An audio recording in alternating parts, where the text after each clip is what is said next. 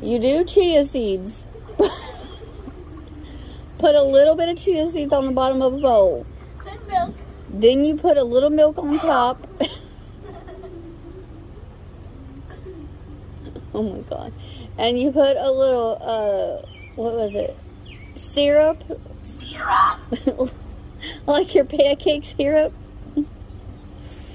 And then I guess you stir it and let it sit for a little bit. Let it sit, and the chia seeds kind of like puff up into like little like ball type things.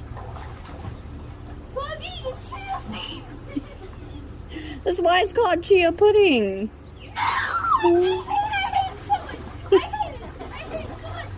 hate it. Then you chop up. When you're all done, you chop up some strawberries and just put strawberries